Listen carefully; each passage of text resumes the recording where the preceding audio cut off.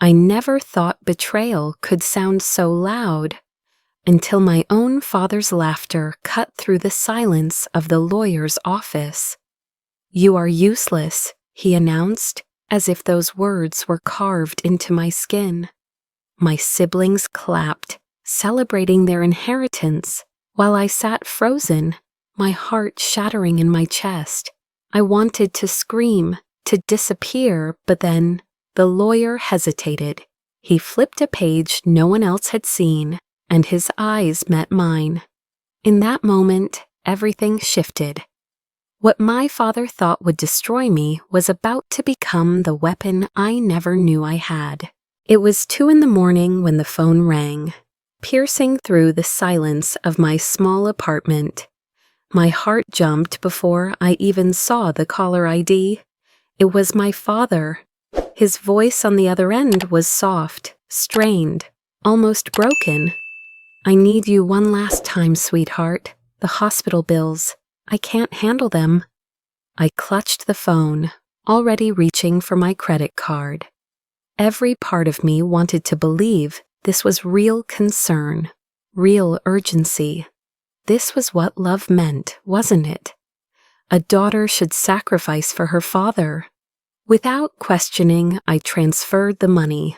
My chest ached, but I told myself it was the weight of love.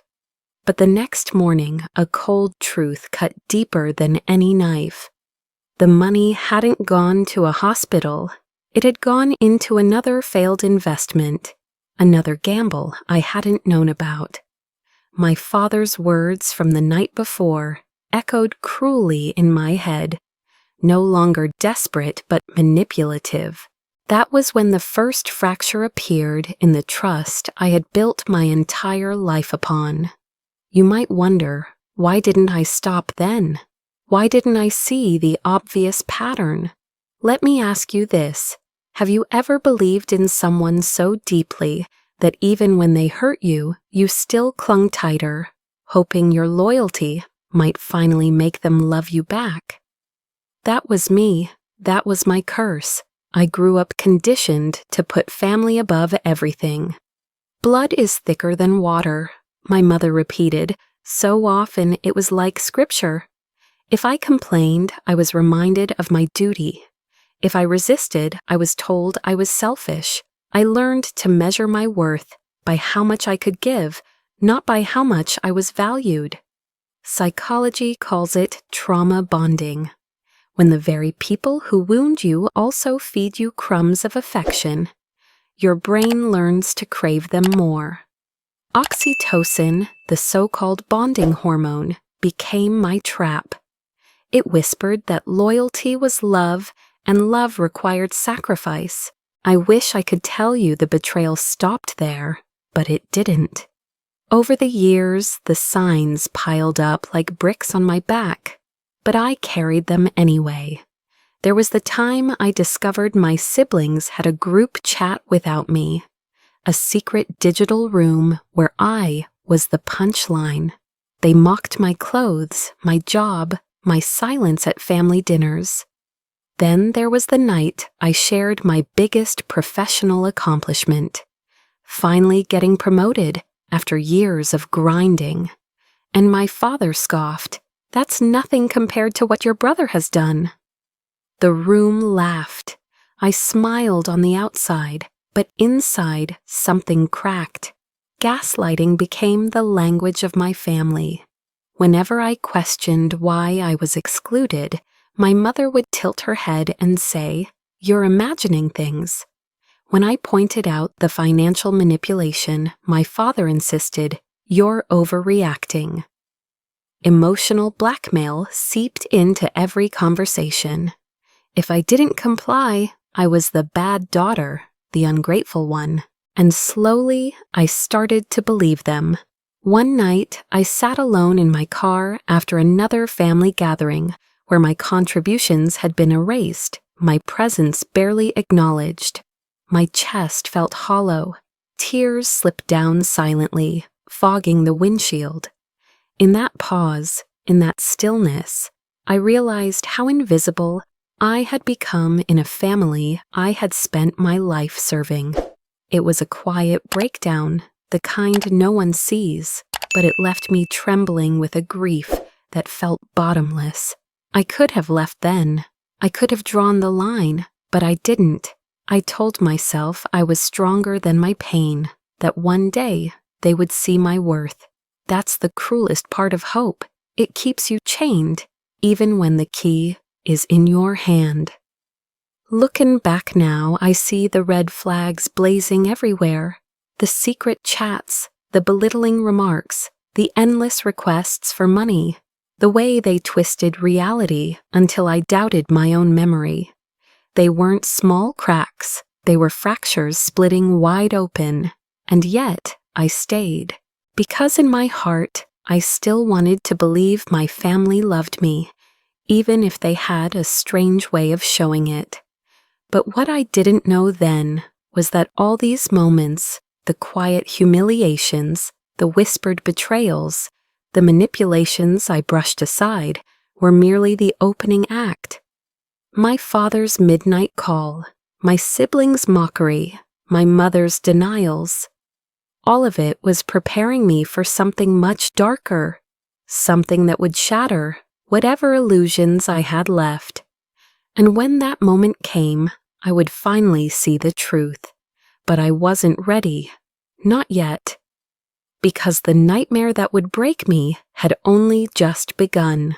The lawyer's office was cold, almost sterile, its silence broken only by the shuffle of papers. My father sat at the head of the polished oak table, his expression one of satisfaction, as if the world was finally aligning in his favor. My siblings leaned forward, eager, their eyes glinting with greed. I sat quietly, trying to steady the pounding in my chest. Then my father's voice rang out, clear and cruel. "You are useless. You don't deserve a thing." He didn't whisper it, didn't soften it.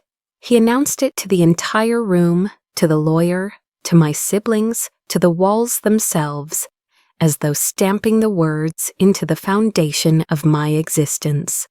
My siblings chuckled, one even clapped, as if his humiliation of me were entertainment. My face burned hot, then cold, my throat tightened. For a moment I couldn't breathe. Humiliation washed over me, leaving me paralyzed. I wanted to protest, to shout that I had given everything to this family, but the words wouldn't come. My mind replayed every sacrifice, every late-night transfer of money, every favor done without thanks. And still, I was the useless one. Shock followed humiliation. My body trembled, my hands gripping the edge of the chair until my knuckles turned white. The room blurred as tears stung my eyes, but anger was already rising, hot and sharp. This was not just cruelty, it was betrayal of the deepest kind. And then silence. The lawyer cleared his throat, his pen hovering in the air. His gaze flicked from my father to me, and in that brief moment, it felt as if he were carrying a secret, too heavy for the room to contain. He shuffled the papers, hesitated, then turned a page my father clearly hadn't expected. My father's smile faltered. "There is an additional clause," the lawyer began, voice carefully measured. The room shifted. My siblings exchanged confused glances. My father's jaw tightened. My heart, still fractured from his words, skipped a beat.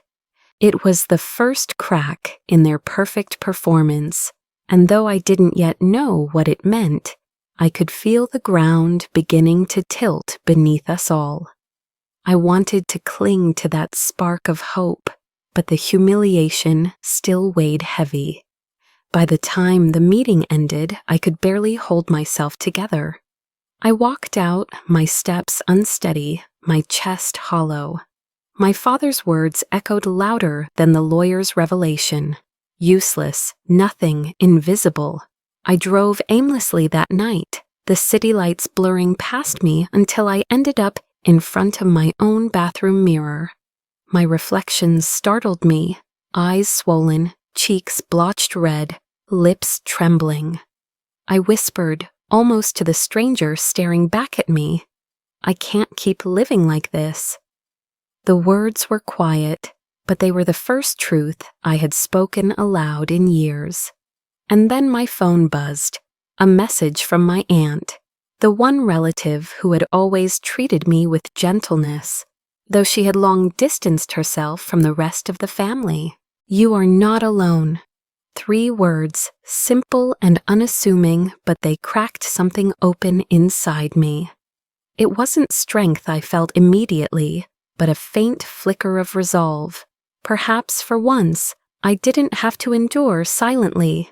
The next morning, I woke with swollen eyes, but a different pulse in my chest. I began to record conversations with my father, not just his demands for money, but the contempt laced in his voice. I pulled old bank statements, piecing together the trail of manipulation. I saved the cruel messages from my siblings, proof that the exclusion wasn't in my imagination. I started to search for lawyers, not just any, but someone who could see me not as a victim, but as a client with rights worth defending.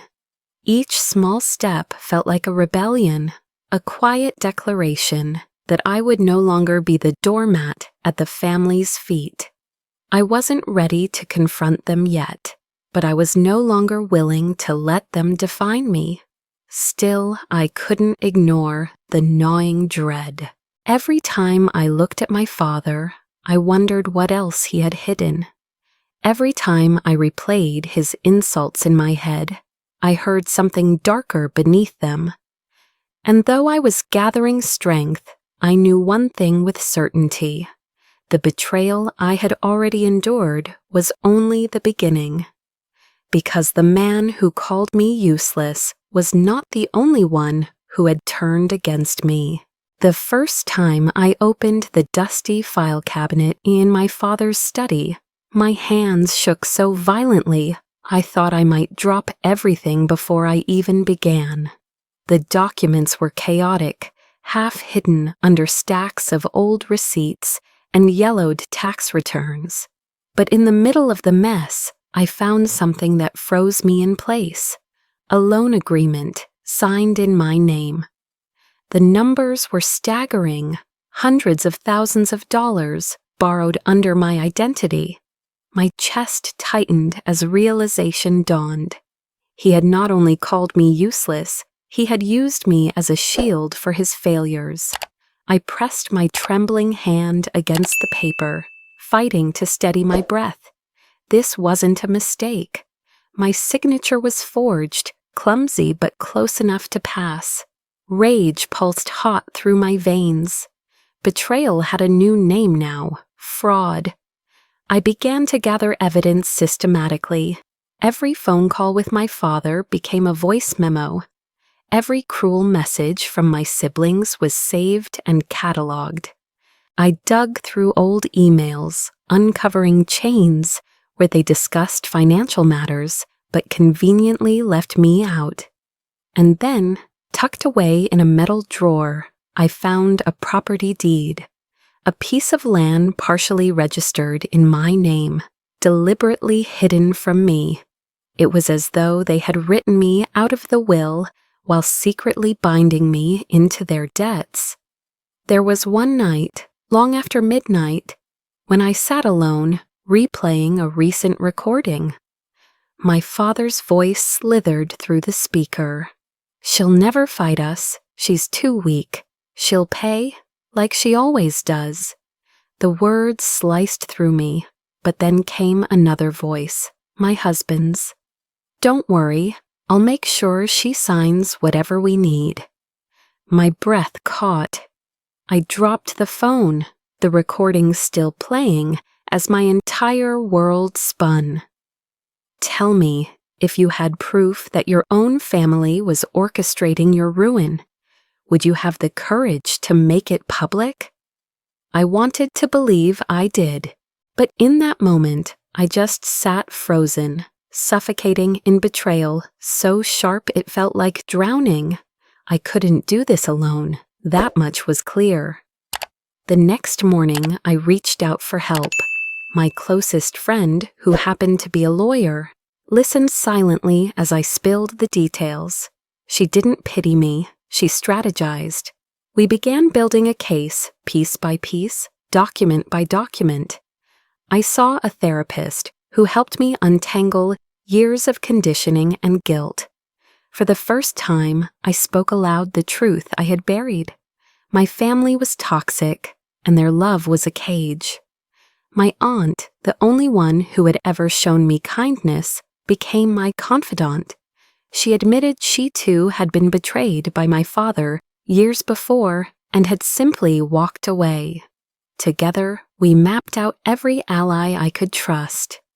Online, I discovered forums filled with people who had endured similar horrors. Strangers from across the world offered advice, shared resources, and reminded me that I wasn't insane, that this pattern was as old as time.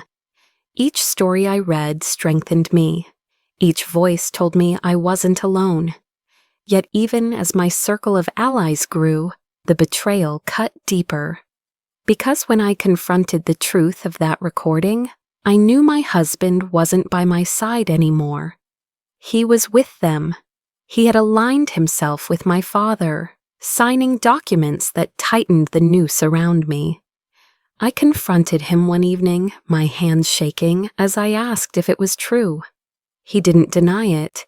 His silence was worse than words. It was confirmation.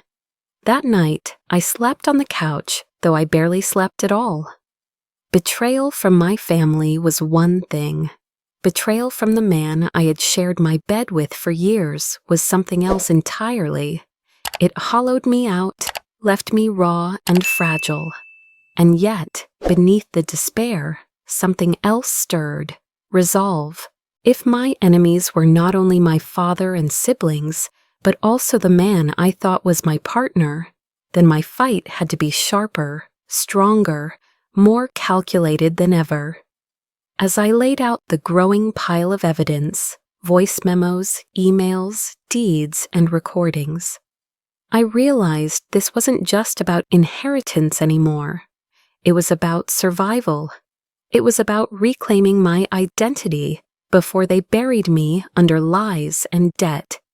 And while I was still piecing myself back together, one truth cut through the chaos with cruel clarity. The enemy wasn't only across the table at family gatherings. The enemy was inside my home, inside my marriage, inside the very walls where I once thought I was safe. Mary realized then her fight had only just begun. The wedding hall glowed with golden lights, laughter spilling across the polished marble floors. Guests clinked glasses, music swelled, and for a fleeting moment, it seemed as if joy was the only thing that existed. My brother stood at the center, glowing in his suit, his bride radiant at his side. The air was thick with celebration, thick with the illusion of unity. It was the perfect disguise for what was about to happen. I sat quietly near the back, my hands folded in my lap, my expression calm enough to hide the storm brewing inside me. For weeks I had planned this moment, aligning each piece like a chess master setting the board. Timing was everything. And tonight, with every member of my family gathered, there could be no denial, no escape. The ceremony reached its peak, applause filling the room as vows were exchanged. Then, as the music softened and speeches began, the lawyer I had quietly invited to the event stepped forward. His presence seemed odd at first. Why would a lawyer speak at a wedding? But the murmurs hushed as he unfolded a folder, his voice firm and steady. "There is an additional clause in the estate documents," he announced, his words slicing through the festive air. My father's smile froze, the color draining from his face. My siblings stiffened, glancing at each other nervously. The lawyer continued, "By law, Mary retains a rightful share of the inheritance, as she was never excluded." A ripple tore through the room. Gasps, whispers, shifting chairs. My father tried to rise, but before he could, I reached into my purse and pressed play on a small recorder. His voice thundered across the speakers, ugly and unfiltered. "She's useless. She'll never fight us. She'll sign whatever we need." The hall fell silent. The laughter that had filled the night evaporated, replaced with a stunned hush. My father's own words hung in the air like a noose. The mask he had worn for decades cracked in front of every guest. But even cornered animals fight back. My father slammed his hand against the table, his voice booming. "She's lying. She's mentally unstable. None of this means anything." Gasps rippled again, but this time they were tinged with doubt. My siblings jumped to his defense, scrambling to save face. Within hours, their social media accounts lit up with venom. They painted me as delusional, unstable, dangerous. Photos of me, taken without consent, circulated with captions twisting my grief into madness. Strangers I had never met joined in, their comments brutal and unrelenting. For a moment, the smear campaign threatened to crush me, but I had anticipated this. I stepped forward, calm but firm, and handed the lawyer an envelope. Inside were medical records, psychological evaluations from licensed professionals, all recent, all clean. "I am not unstable," I said into the stunned silence of the room. "I am not delusional. I am not weak." The relief was palpable. Guests shifted uncomfortably, the tide turning as evidence stacked against my father. For a fleeting breath, I felt lighter, almost free. But then he smirked, pulling another folder from his jacket. His voice dripped with malice. "If she wants to play this game, then let's show everyone the truth."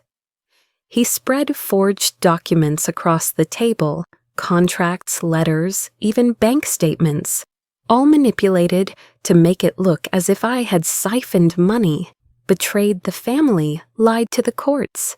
The air thickened with dread. My stomach dropped. Guests leaned forward, hungry for spectacle, unsure who to believe. My father's trap was closing again, his lies weaving a new narrative meant to strangle the truth I had just revealed. I stood frozen, my heart pounding as the weight of the moment pressed against me. For every piece of evidence I had collected, he had twisted another against me. The crowd's eyes bore into me, waiting for my collapse, waiting to see if the useless daughter would crumble once more. But deep inside, I knew this battle wasn't over. Not yet. Because the weapon my father had just unleashed, the so-called proof, wasn't as airtight as he believed. And I was ready to expose the cracks. The courtroom smelled faintly of varnish and dust, a place where lives could be rewritten with the strike of a gavel. I sat at the plaintiff's table, hands clasped so tightly my knuckles ached. Across from me, my father adjusted his tie, his expression smug, as if the walls themselves bent to his power. My siblings whispered behind him, their faces pale but defiant. This was the stage where the truth would no longer be whispered in shadows. It would be declared in the open. The trial stretched over days, each one a test of my endurance. My lawyer presented the recordings first. My father's voice echoed across the chamber. "She's useless, she'll pay, she'll never fight." Each word was a dagger, but this time the pain didn't pierce me. It pierced him. Jurors shifted uncomfortably, their expressions hardening. Then came the forged documents, paraded by my father as evidence. But under scrutiny, the signatures wavered, the dates conflicted, and the lies unraveled like threads pulled from a cheap suit. When the verdict finally came, my heart nearly stopped. The judge's words rang clear. My inheritance was protected, my father guilty of fraud and misrepresentation. Gasps filled the room. My siblings' faces drained of color. My father's shoulders slumped, his power cracked for the first time in decades. For a moment, it felt like the earth itself had shifted beneath me. Justice had been spoken aloud, undeniable and permanent. But karma doesn't stop at the courtroom door. Reporters had crowded outside during the trial, their pens ready, cameras flashing. Within hours of the verdict, headlines screamed across the city. Respected businessman found guilty of fraud. Family betrayal exposed in court. Journalists dug deeper, uncovering years of embezzlement hidden beneath my father's empire. The narrative spread like wildfire. He wasn't just cruel, he was corrupt. The public's anger surged. People who once respected him now spat his name with disdain. Former colleagues distanced themselves. Investors pulled out. His empire began to crumble. On the news, commentators debated not just his crimes, but the culture of silence in toxic families that let monsters like him thrive. I watched from my apartment, my chest heavy with emotions I couldn't quite name. There was relief, yes, but also a strange sorrow. This man, my father, had destroyed me, yet seeing him fall wasn't pure joy. It was complicated, tangled with years of yearning for love he never gave. And yet, beneath the sorrow, there was something undeniable, satisfaction. Not the petty kind, but the deep, resonant kind that comes when the world finally sees the truth you've carried alone. But justice in the eyes of the law was only half the story, because true justice, I was beginning to learn, came not from verdicts or headlines, but from within. I drove to the coast a week later, the trial behind me, the noise of the city fading in the rearview mirror. Standing barefoot on the sand, the ocean stretched infinite before me. The wind whipped through my hair as the waves roared, and for the first time in years, I breathed deeply. My chest expanded, not with fear, but with freedom. Tears slid down my cheeks, not from humiliation or anger, but from release. In that moment of quiet, I realized I had won something far greater than money. I had won myself back. The days that followed were quieter, but no less powerful. I began to write, first just for myself, then for others. I opened a small blog, anonymous at first, where I poured my story out piece by piece. To my surprise, people responded. Survivors of toxic families reached out, their words trembling with recognition. That's my story too. I thought I was alone. Each message reminded me that pain could be transformed into something else, into solidarity, into healing, into strength shared among strangers. I wasn't just reclaiming my life, I was helping others reclaim theirs. Closure seeped in slowly, like sunlight after a storm. Liberation followed, the knowledge that I was no longer bound to their lies, their control. And finally, inspiration bloomed. If I could rise, maybe others could too. But as I closed my laptop one night, staring at the flood of new messages from readers across the world, I knew this wasn't the end. This was only the beginning of another journey, one that stretched far beyond inheritance and revenge. Because my story of survival wasn't finished, and neither was my rebirth. The silence after the trial was not the silence of emptiness, it was the silence of peace. For the first time in my adult life, My phone didn't buzz with demands, accusations, or manipulations. I had blocked my father's number. I muted my siblings' endless group chats. I set strict boundaries that no guilt or plea could penetrate. If they wanted access to me, the answer was simple: no. Cutting those ties wasn't easy. There were moments I stared at my phone, half expecting another desperate midnight call. But when the quiet lingered, I realized something extraordinary. I was safe. The anxiety that once clung to me like a second skin began to peel away. With freedom came focus. I redirected the money I once poured into their debts into my own dreams. I opened a small business, something I had postponed for years because of their constant drain. It was modest at first, but every client, every dollar earned was mine. For once, I wasn't surviving to keep someone else afloat. I was building something that would carry me forward. I drew digital lines too: new phone number, new email, social media cleansed of toxic ties. I controlled what I shared when I shared it, and with whom. No more backdoor entries into my life. No more whispered betrayals in secret chats.